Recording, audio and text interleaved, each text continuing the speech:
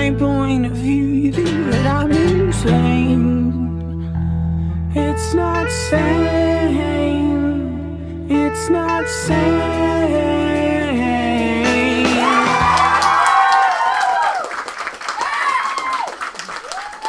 Hey everybody, this is Mr. Dawson with your homework for the weekend. I know it's the weekend, but hey, at least we have some special guests to share with you today. I'm really excited about having Captain Vocabulary on today.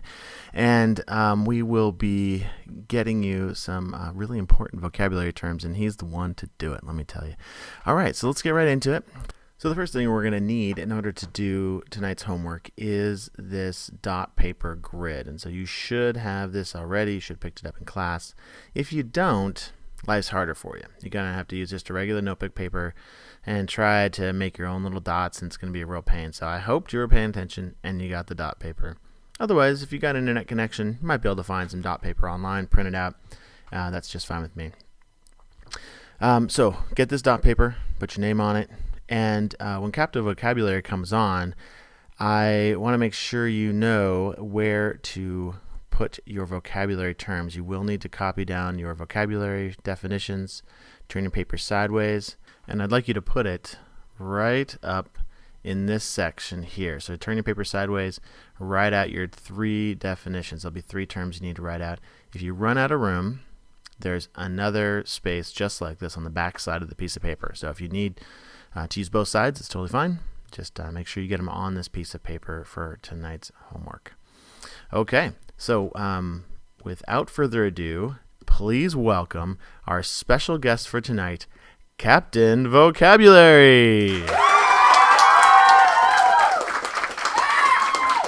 Thanks, everybody. That's great of you to welcome me with such rousing applause. Well, as you know, I am Captain Vocabulary, and we'll be looking at vocabulary terms that are important for this lesson. Yes, indeed, vocabulary is very important, as you know. So, let's get started with the first term, shall we? Vocabulary. The first thing you need to know is what the hypotenuse is. The hypotenuse is the longest side of a right triangle. So if you have a right triangle, let me just draw one here for you. We got ourselves a right triangle. Right triangles are any triangles that have a 90-degree angle in them. As long as they got one 90-degree, they are a right triangle. It is not to be confused with a wrong triangle. There is no such thing as a wrong triangle. All triangles are right. The hypotenuse is the longest side. That is this one right here. It is always opposite the right angle of a right triangle. That's right. Right triangles are always right. Okay, that's the hypotenuse. The second term you need to know about today are the legs. No, these are not the ones you walk around on. Don't be silly. The legs of a triangle are the ones that make up the right angle.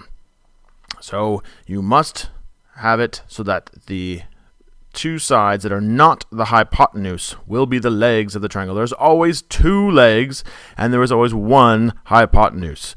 Don't forget that. 2 legs. 2 legs. You must stand on 2 legs, right? So you got 2 legs, but they're not your legs. They're the triangle's legs. All right. And the final word may not seem like a math term, but it is. Can be a language arts term too, but it's a math term today. Conjecture. Conjecture is your best guess about a concept. You can think about it in terms of a hypothesis if it was science, but in conjecture is what you think might be going on, and you're going to need to know that word in class because it will be a part of your classwork on Monday. So conjecture, your best guess about a concept. I believe Mr. Dawson may be asking you these vocabulary questions on Monday, so study hard. And remember, vocabulary is important. Wow, thanks, Captain Vocabulary. That was something, all right. So let's give him a round of applause, please. Yeah, thank you, Captain Vocabulary. That was quite enlightening.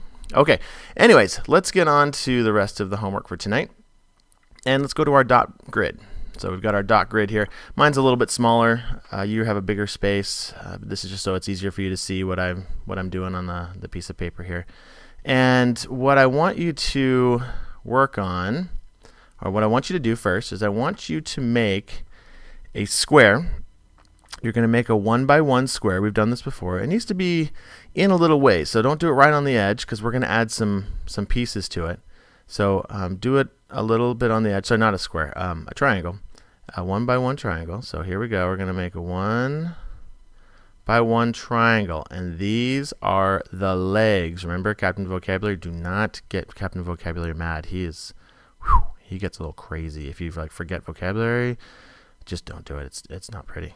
I promise you, it's just not pretty. Okay, so we're gonna make a triangle, and I want you to make a triangle that looks just like this. So the legs are 1, and then this side over here, we don't necessarily know what it is. Some of you may be able to figure it out because we've been doing this a lot lately, and so you may be able to figure out what the length of this is so far. But well, if you don't, that's okay. We'll get there. So no worries there.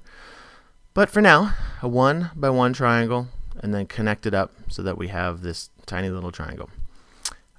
Off each side of the triangle, you're going to make a square. And so you're going to have 3 squares in total since there's 3 legs, or three sides of the triangle. 2 squares will be off of the legs. And so if I bring this guy down here, you're going to have 1 square that is down here. I need to go back to my line tool. And you're going to have there's 1 square.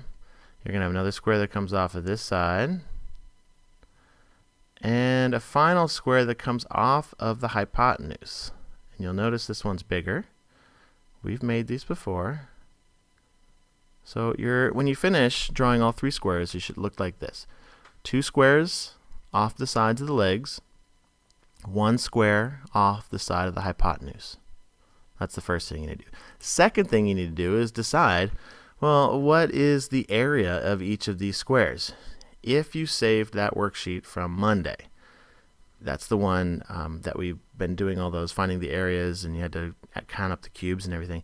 You've already got a lot of this done because we did it. We've done this a bunch in class right now. So if you just look at that sheet, you'll see that this area is 1. That's a bad one.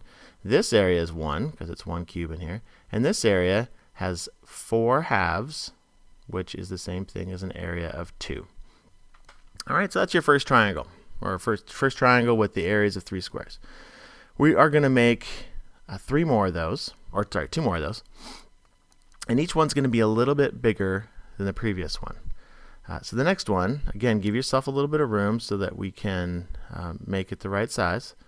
But you're going to have, this one's going to have a leg of 1, and this time a leg of 2. So you have a leg of 1, 1 leg is 1 unit long, and 1 leg is 2 units long. And then you're going to connect that together to make your third leg of that right triangle. And again, this is a right triangle because there's a right angle in here.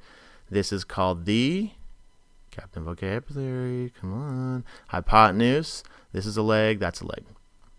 And then you'll draw your squares just like you did before. So a square here, square here, a square here. And then this square is bigger because this is 2 units long, 2 units on the side. And that means all the legs of the square have to be 2 units long. This one is one of our tilted squares. So make sure you follow those rules for that. And these are all squares that we've done in class already. So now we got our tilted squares. And yes, this is one we've already done. So in terms of finding the area, yeah, sure, this one's pretty easy here because you just have a 1 unit square. This one's pretty easy because there's 4 squares in there. So okay, I know that one has an area of 4. And now this one is that one where you have the little triangles going on in here. You had a triangle here, triangle here. So you may be able to just recognize this right away, but some of you may need to draw out the lines again. This was 1 unit, 1 unit, 1 unit, 1 unit. So we had a total area of 5 units, 5 square units. So that's what we're going to be looking at. We're going to be doing that in class on Monday.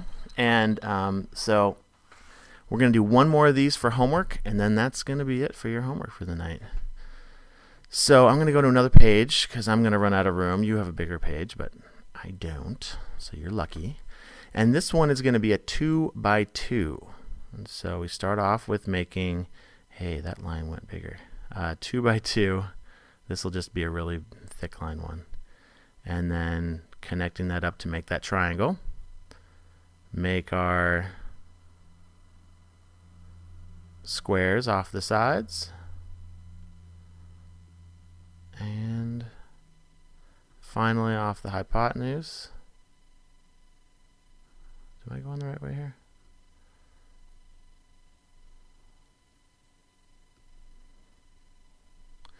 And then you're going to find the areas of each of these. This one is, again, we have done in the past.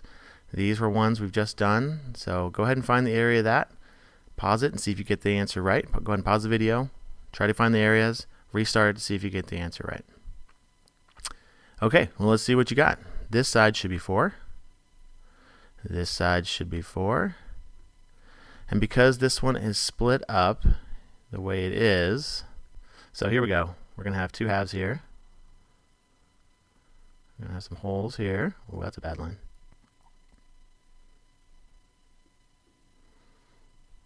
So we got 4 in the middle. And then we have all these little half lines here. All these little half squares here. So 1, 2, 3, 4, 5, 6, 7, and 8. So this one should be 8 units. Okay, 8 square units. So 4 square units, 4 square units, 8 square units.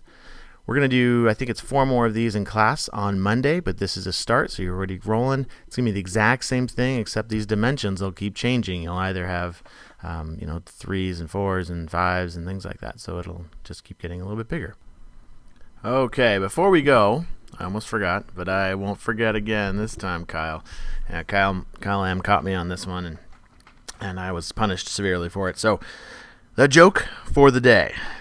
What insect is good with numbers? An account ant.